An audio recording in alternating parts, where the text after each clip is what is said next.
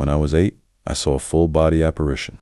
I was sleeping at my grandmother's house on a pull-out sofa next to my father. I woke up at one point and noticed my grandmother standing in the corner of the room. It was weird on many levels. It was very late at night. That was a random place to stand. And why would she just be standing in the corner instead of trying to talk to us? Well, as I rubbed the sleep from my eyes and looked closer at her, I had the horrible realization that this old woman in the long nightgown was in fact not my grandmother at all. I didn't recognize her. At the moment, I realized that it wasn't her. She started to move towards the bed. I started elbowing my father and trying to get him to wake. I was absolutely terrified to the core of my being. He was slow in waking. As this thing approached the bed, she turned and walked around the foot of the bed, through the adjacent sunroom, and out into the hallway of the house. My father finally awoke, and I frantically told him what I saw, but he dismissed it. Oh, it was probably just Mrs. Pearl. She doesn't mean any harm, and he went back to sleep. I couldn't believe it. So many things happened in that house.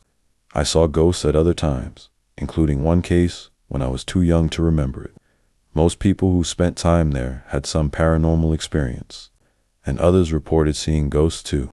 I was never comfortable being alone in that house, even as I got older, and even telling this story still gives me chills. I've had multiple experiences that were rather small, and one that was pretty significant. But for the smaller ones, it was things like being alone in my bedroom and seeing something move on my end table out of the corner of my eye, for absolutely no reason whatsoever. No open window draft, nothing. Just completely physics-defying shit with a pen, being knocked against a mug and moving clearly out of the corner of my eye. The more significant one was kind of similar, but more scarier and felt like an actual presence was around me. One night I heard what sounded like our linen closet door shut on its own right after my dad had went to bed. I got up and asked him if he was over by my bedroom hallway because it straight up sounded like someone shut it. He was annoyed. I woke him and said he had been asleep, so I was legit convinced someone had gotten into our house. Me and him checked the whole house, and he just told me sometimes our minds play tricks on us and to go to bed. I remember thinking to myself, whatever that was, if it was a human, then they heard me talk to my dad and would know that it scared me. So my dad went back to bed and I went to the garage to smoke a cigarette. I would sit on the step to the garage door and smoke there while looking at my phone, and I remember having that situation still running in my mind, trying not to think about it, when all of a sudden something happened. We had a shelf for recyclables that we would use before transporting them to the recycling bin on trash day, so there were empty cans and boxes on that shelf all the time. Well, there was an empty cereal box on that shelf above me, and I remember vividly that cereal box was smacked off the shelf and went flying off, landing by my feet. The moment I realized what happened, I felt a sinister feeling around me, as if this thing was doing this intentionally to mess with me and scare me. I ran inside so quick and went straight to my bedroom and tried to pretend that didn't just happen. There were multiple instances inside my childhood house that my aunt experienced, my brother experienced, and my father experienced. Just unexplainable things, but luckily it never escalated to the point of being psychologically traumatic. I visited a friend up in Down East Maine who had another friend who was restoring an old farmhouse. They told me the house was legit haunted. I sort of believed them, but was also still a little skeptical. We went to visit the friend in the evening, and we were all standing around the kitchen, downstairs, when we heard some thumps upstairs. The friend perked his head up and said, "The ghosts are here, want to meet them?" So he brought me to the big staircase leading upstairs, the kind with a landing halfway up before the stairs. Turn 90° and continue up. We stood on the landing and waited. There was no one else in the house but us. No one upstairs and no one else downstairs, just us three. I could hear footsteps and thumps coming from upstairs, but the weirdest thing that still gives me chills is the icy cold puffs of air that swirled around my head and neck. I didn't feel it anywhere else on my body, just around my neck and sides of my head.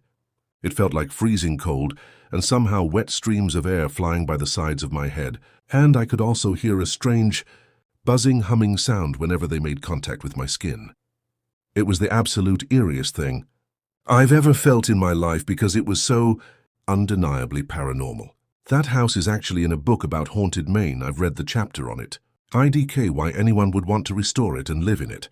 My mother used to insist on one side of the duvet being tucked under the mattress. One night I had a dream that someone in the shape of a person, but made of darkness, was stood at the bottom of my bed staring down at me.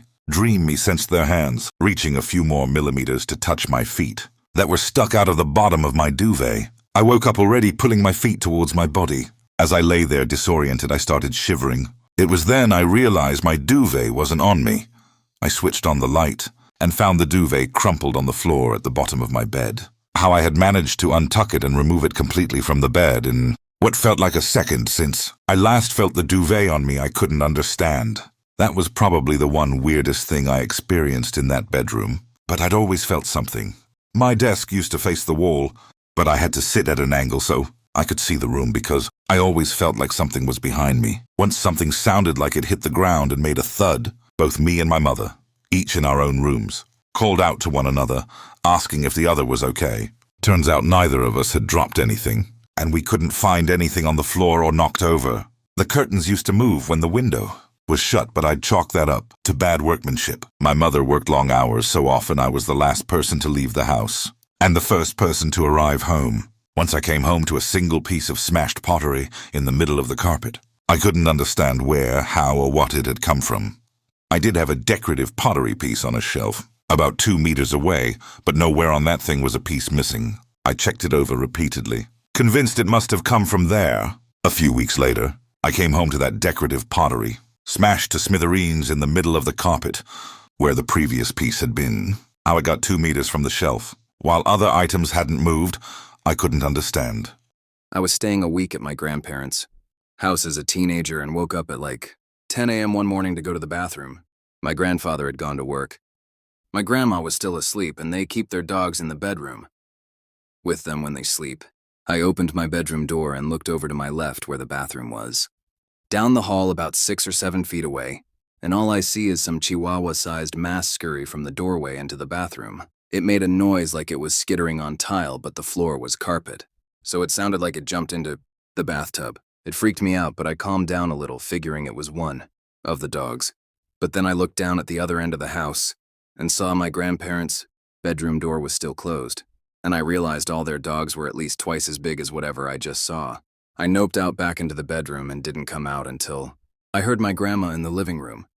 Then I cautiously checked the bathroom and there was nothing there. Their house has always had small, creepy events, but that's probably the biggest one that happened to me that I remember. One I don't remember but was relayed to me when I was older was how I would talk about a guy in my room who would teach his dog tricks. Apparently, I would never elaborate.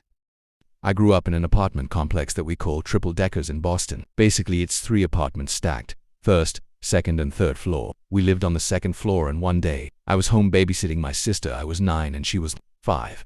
The TV started turning itself up full volume, and when we used the remote to lower it, it wouldn't stop. We were little and panicking because it was just so bizarre. The second my mom walked in from work, the TV just turned itself off. We tried explaining it to her and she was more so like must have been a glitch. That same apartment, walking up the stairs to get to the second floor always felt like someone was watching you and following you. I always ran up to our door because I felt eyes on me. I couldn't explain it. A few years after we moved, my mom and dad were casually talking about the man who committed suicide in the hall over his girlfriend, who lived in our old apartment, and it all kind of clicked. I truly believe the ghost of that man was messing with me and my sister that day, and he was also the one responsible for making us feel like we were being watched. Whenever we went up the stairs,